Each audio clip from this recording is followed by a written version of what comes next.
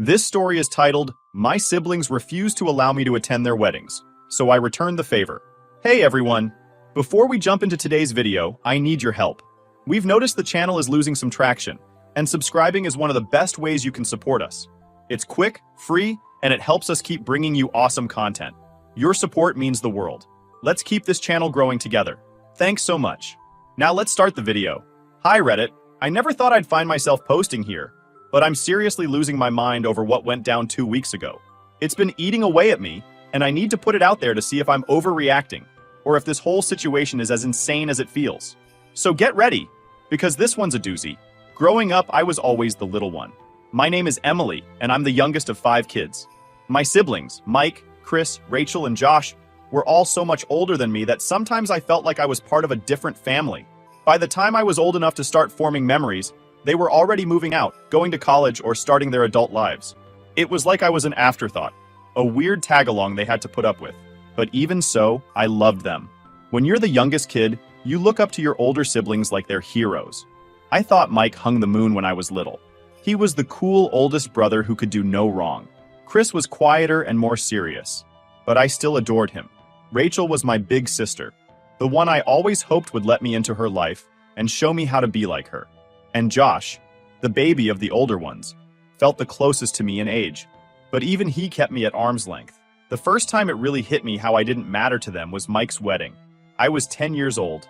10 is that weird age where you feel old enough to be included in grown-up things, but still young enough to be treated like a child. When Mike and his fiancée Sarah announced they were having a child-free wedding, I assumed that didn't mean me. I wasn't some random kid who would throw food or scream during the vows. I was his sister. I still remember the day my parents sat me down. I'd been so excited. I even asked my mom if I could wear one of her necklaces for the big day. That's when she said it. Mike and Sarah are having an adults-only wedding, Emily. You're not going to be able to come. I stared at her for a second, trying to process. But I'm not like other kids, I said, trying to reason with her. I'll be quiet, I promise. She patted my head like I was some kind of puppy. It's just for adults, sweetie. You'll understand when you're older. I didn't understand at all. I cried in my room for hours. Mike was my brother, and I wanted to see him get married. I wanted to be there to watch Sarah, who I already thought of as my sister, walk down the aisle. But instead, my parents left me with a babysitter. I remember the feeling of staring at the clock that day, imagining everything I was missing. When Mike came home from his honeymoon, I thought maybe he'd bring it up. Maybe he'd say he was sorry I couldn't come, or tell me some funny story from the wedding. But he didn't. He acted like I wasn't even a part of it, like I wasn't even worth acknowledging. 2 years later, Chris got engaged. I was 12 by then, and I thought things would be different. I was older, quieter, and very well behaved. I didn't whine or cause a fuss, and I made sure everyone knew it. So when they said his wedding was child-free too, I thought, okay, but this time I'll be invited. Nope. Once again, I got the same speech. Chris and his fiancée want the wedding to be adults only, Emily. It's not personal. Not personal? It felt personal. How could it not be personal when it happened twice? I tried not to cry this time. I was older and I wanted to act more mature. I didn't beg or scream. I just sat quietly while my parents made their excuses. My mom even tried to comfort me. You'll have your own wedding someday, and it'll be wonderful. You'll see. But it didn't make me feel better. I was starting to realize something. My siblings didn't see me as family, at least not in the way I saw them. When Rachel got engaged, I was 15. By then, I was a full-on teenager who wanted nothing more than to feel included. At first, Rachel didn't even plan on banning kids from her wedding. She wanted everyone to come. But of course, the family had to get involved. My aunts and uncles kept saying things like, "It's so refreshing to have a wedding without kids running wild. And children just make things so chaotic." Eventually, Rachel caved. The rule became no one under 16. I was 15. 15. So close that it felt like a slap in the face. I went to Rachel and asked, "Can't I just be an exception? I'm your sister. I'll be quiet, I promise." Rachel looked at me with this serious expression and said, "If I make an exception for you, what about the other kids? It wouldn't be fair." Fair? Are you kidding me? I lost it. I started yelling, "It's not fair that I can't go to any of your weddings. I'm not just some kid, I'm your sister." That's when my parents got involved. I got grounded for 6 months for disrespecting Rachel and causing drama. 6 months. I spent most of that time in my room, just stewing in my anger and hurt. By the time Josh got engaged when I was 17, I didn't even bother asking. I already knew I wouldn't be invited.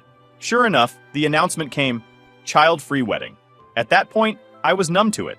I didn't cry, I didn't yell, and I didn't ask why. I just accepted it. But what really stung? My cousin Amanda, who had just turned 18, was invited. I heard about it through the family grapevine. Apparently, they thought 18 was the cutoff. The irony wasn't lost on me. Amanda was only a few months older than me, but she got to go because she'd hit the magical age of adulthood. When my parents asked why I didn't make a big deal congratulating Josh, I just shrugged. I sent him a quick text. Congrats. Hope it's a great day. Then I locked myself in my room like I always did. By that point, I had started to check out emotionally. I realized that I just didn't matter to them. I wasn't their little sister. I was just a kid they barely thought about. And it hurt. It really, really hurt. Years passed after the last wedding. I stopped trying to fit into my siblings' lives because, honestly, I was just tired. Tired of being the one left out. Tired of being the kid sister, who no one cared about unless it was convenient for them.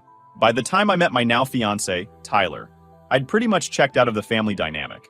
I didn't expect much from anyone anymore.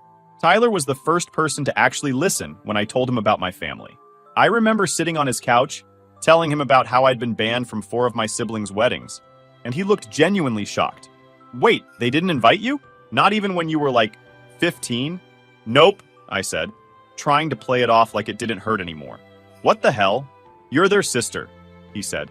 He just sat there shaking his head for a minute before adding, that's seriously messed up. I think that was when I realized it really was messed up. I'd spent so many years convincing myself it was normal. Child-free weddings sounded reasonable on paper. It wasn't like I was being deliberately targeted, right? But no. 4 times my family chose to exclude me. Not a single sibling thought, hey, Emily should be there. It wasn't normal. So when Tyler and I got engaged a few years later, I knew one thing for certain. My wedding was going to be different. My wedding was going to be full of people who actually cared about me. People who wanted to celebrate me, not just show up because it was expected of them. That's when I made my decision. I wasn't inviting my siblings. It wasn't some big dramatic moment. I didn't write an angry letter or announce it in the family group chat. I just left them off the guest list. Simple as that. I knew it would blow up eventually, but I figured I'd cross that bridge when I got there. The first sign of trouble came about 2 months before the wedding. My mom called me randomly one afternoon, acting weirdly chipper. I should have known something was up. So, Emily, she said in that voice she always used when she wanted something. How are the wedding plans coming along? Good, I said cautiously. Everything's almost done. That's great, she said, pausing for a moment before adding, your brothers and sister haven't gotten their invitations yet. Did you send them out already? My heart started pounding. I didn't want to have this conversation. Not yet. Yeah, I sent them out, I said, trying to sound casual. She didn't miss a beat. Well, they didn't get one. Maybe it got lost in the mail? I sighed. Mom, I didn't invite them. There was silence on the other end of the line. Just a heavy, shocked pause. Then came the explosion. What? Emily, how could you not invite your own family? Your siblings? What's wrong with you? I gripped the phone and tried to stay calm. They didn't invite me to their weddings, Mom. Not a single one of them. So, I'm returning the favor. It's fair. She sounded like I just committed a crime. That was different. You were young.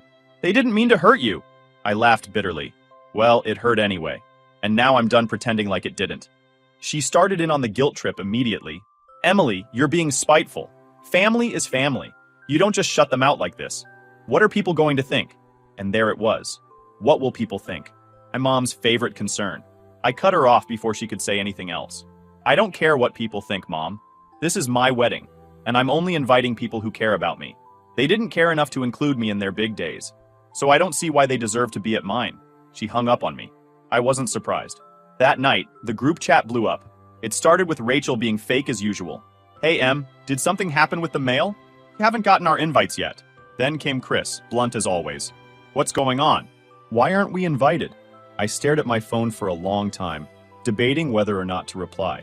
Part of me wanted to lay it all out, to tell them exactly how much they'd hurt me over the years. But another part of me didn't see the point. They wouldn't get it. They never had. So I didn't say anything. I just left the chat on read. Tyler noticed I was quiet during dinner and asked what was wrong. I showed him the messages, and he shook his head. You don't owe them an explanation, Em. They made their choices. Yeah, but...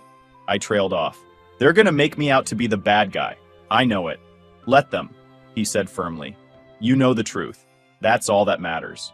The next day, my parents showed up at my apartment unannounced. I didn't even have to ask what they were there for. My mom came storming in the second I opened the door. What are you thinking, Emily?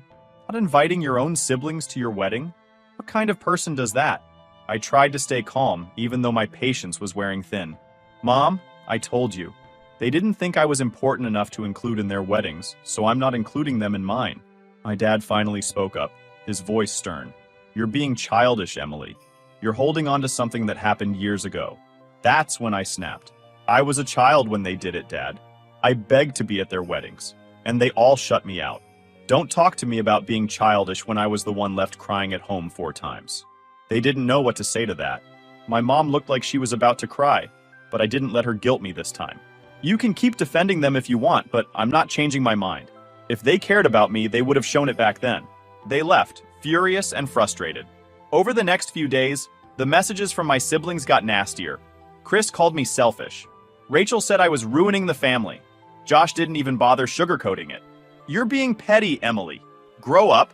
I didn't reply to any of them. I didn't need to explain myself anymore. Tyler hugged me one night while I was scrolling through their messages and said, I'm proud of you, for standing up for yourself. And for the first time, I felt proud of myself too. After the first round of family drama, I expected things to die down. I figured they'd grumble to each other for a while, maybe complain to some distant cousins, and then move on. That's how things usually went when my family didn't get their way. But I underestimated just how big of a deal they were going to make this. It started small. Rachel, of course, couldn't resist posting a passive-aggressive status on Facebook. Family is forever, even when some people forget what that word means. I rolled my eyes so hard I thought they might get stuck. Tyler was scrolling next to me on the couch, and when I showed him the post, he shook his head. What is she, 14? Basically, I muttered, trying to brush it off. I told myself it didn't matter. I knew the truth, and I knew I wasn't doing anything wrong. But it still bugged me. It's hard not to feel hurt when your own sister goes out of her way to take shots at you publicly. It didn't stop there. Over the next few days, little jabs started showing up in our extended family group chat. I'd muted it a long time ago, but Tyler still checked his phone one afternoon and said, Emily? You might want to see this. The messages were flying. Rachel. It's so sad when family starts prioritizing petty grudges over love. Chris. I just don't understand. I thought we were better than this. And then Mike. Good old, I'm the eldest and I know best Mike. Decided to take his shot. I never realized how much bitterness you've been holding on to, Emily. It's really sad. You're ruining relationships over something that happened years ago. I stared at the screen, my blood boiling.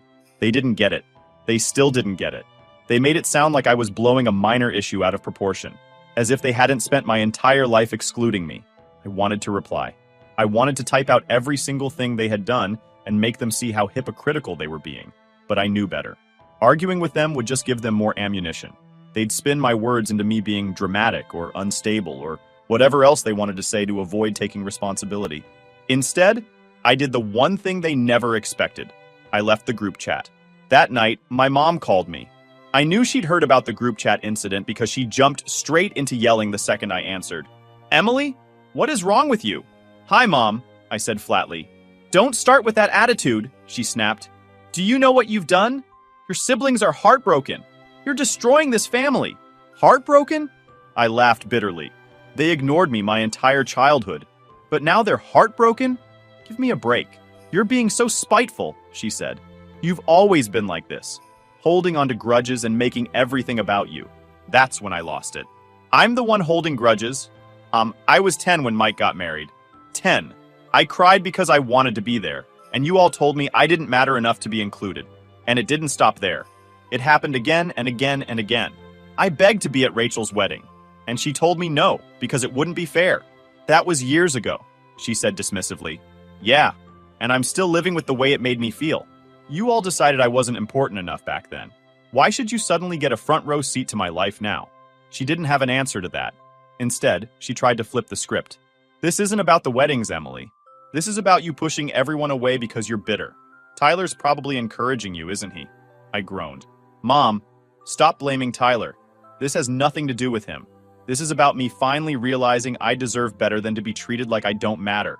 Her voice softened, like she was trying to play the concerned mother. Emily, you don't understand. Family is all you'll have in the end. Friends and partners come and go, but your family is forever. No, I said firmly. Family is supposed to care about you. They're supposed to love and support you. That's not what you've been to me. She started crying. Big dramatic sobs that I knew were more about guilt-tripping me than anything else. You'll regret this one day, Emily, she said through her tears. You'll see. I don't think I will, I said quietly, before hanging up. Over the next week, things got worse. I blocked Rachel and Chris on social media because I couldn't take the constant snide comments. My mom called Tyler twice, apparently hoping to talk sense into him.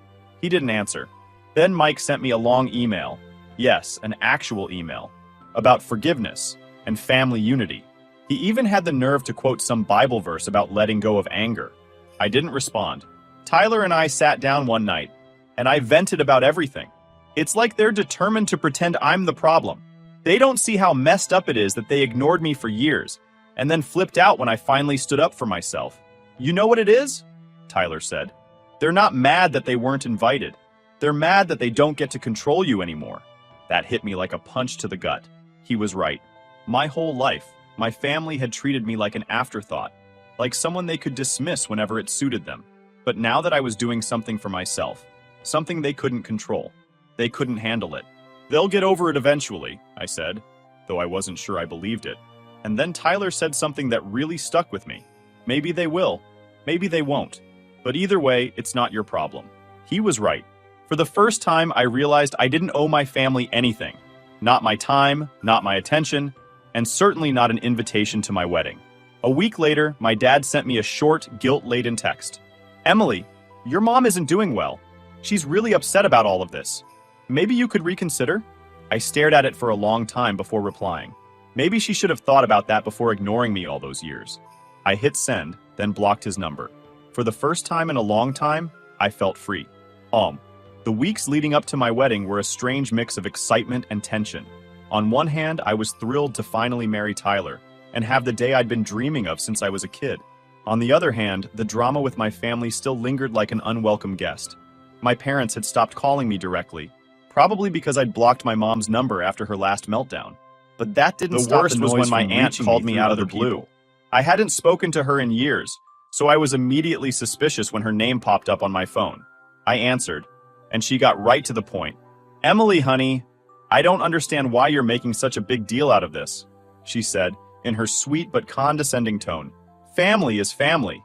It's not right to leave your siblings out of your wedding. I sighed, gripping the phone a little tighter. Aunt Linda, it's not just about the wedding. This has been years in the making. I'm not going to change my mind. But it's family, she pressed, like that word was supposed to fix everything. I'm sure they didn't mean to hurt you back then. Can't you just let it go and be the bigger person? I closed my eyes, trying not to snap. Being the bigger person doesn't mean letting people walk all over you. It's about knowing when to put yourself first. There was a pause on the other end, and I could hear her sigh dramatically. Well, I just hope you don't regret this. One day, you're going to miss your family, and they won't be there. I didn't say anything. I just hung up. The morning of the wedding, I woke up feeling an odd combination of peace and nerves. It wasn't the normal, what if something goes wrong, kind of wedding day jitters. It was more like I was waiting for a shoe to drop. I knew my family wasn't invited, but I couldn't shake the feeling that they'd find a way to insert themselves into the day somehow. But Tyler, being the amazing guy he is, refused to let me dwell on it. When I told him about my worries as we got ready separately, he just smiled and said, this day is about us. Nothing else matters. If anyone tries to ruin it, I'll personally escort them out. That made me laugh, and for the first time in weeks, I felt lighter. The venue we chose was perfect. It was small and intimate, a garden surrounded by flowers, twinkle lights strung through the trees, and a little gazebo where we'd say our vows. I didn't want a giant, elaborate wedding. I wanted something that felt real and full of love, and that's exactly what it was. My closest friends were there, along with some extended family who'd actually been kind to me over the years. It felt right. As I stood in front of the mirror, putting the final touches on my dress, my maid of honor, my best friend Jenna, walked in and grinned. You look amazing, Em. Thanks, I said softly, feeling a wave of emotions. Jenna sat on the edge of the couch and watched me for a moment. Are you okay? I hesitated before nodding. Yeah, I'm just, I don't know. Sad, I guess. Not about today. Today's perfect. But about the fact that my family isn't here. She frowned and leaned forward. Emily, it's okay to feel that. Just because you made the right choice doesn't mean it doesn't hurt. Her words hit me hard. I turned to look at her, tears welling up in my eyes. I wanted them to care, you know. I wanted them to fight for me when I was a kid, and they never did. Jenna stood up and hugged me tightly. You don't need their approval. You have people who love you. Focus on that. I nodded, taking a deep breath. She was right. Today wasn't about my family. It was about me and Tyler. When the ceremony started, I was so overwhelmed by the beauty of it all that I forgot about everything else. I remember standing at the end of the aisle, staring at Tyler, and thinking, this is it. This is what happiness feels like. As I walked toward him, I felt this sense of freedom wash over me. I wasn't the forgotten little sister anymore. I wasn't the kid who begged to be included and got turned away. I was a bride, surrounded by people who truly loved me and wanted to see me happy. The vows were perfect. Tyler promised to love me, protect me, and always stand by my side, and I promised the same. By the time we said, I do, there wasn't a dry eye in the audience, including mine. The reception was everything I hoped it would be. We laughed, we ate, we danced until our feet hurt. My friends toasted to us, sharing funny stories and heartfelt wishes for our future. Tyler's parents, who had always been so kind to me, told me they were proud to have me as part of their family. At one point, I snuck away from the crowd just to take it all in. I stood at the edge of the garden, looking at the lights twinkling in the trees and the people laughing together, and I felt so full. For so many years, I'd believed the lie my family told me, that I didn't matter, that I wasn't important enough to be part of their lives. But standing there, watching all these people who truly cared about me, I realized something. I matter to the people who actually deserve to know me. Later that night, as the reception started winding down, one of my cousins pulled me aside. Hey, Emily, I probably shouldn't say this, but I groaned. What is it now? She looked sheepish. Your mom and Rachel apparently threw some kind of dinner tonight, like as an alternative to your wedding. I stared at her for a second, then burst out laughing. Are you serious? She nodded. I know, it's pathetic. I just thought you should know. I shook my head, still laughing. That's fine. Let them throw their pity party. I hope the food's good. I could tell my cousin expected me to be upset, but honestly, I wasn't. If anything, it was proof that I'd made the right decision. My family had spent my whole life excluding me, and then trying to justify it. Now that I was the one drawing the boundary, they couldn't handle it. At the end of the night, Tyler and I shared one last dance while everyone gathered around us. As we swayed together, I whispered, I'm so happy we did this. He smiled down at me. Me too, Em. This is just the beginning. And for the first time, I believed it. My family wasn't there. They didn't get to see the best day of my life. But that was their loss, not mine. Because as I looked around the room, surrounded by love and laughter, I realized I had everything I'd ever needed, and none of it had come from them.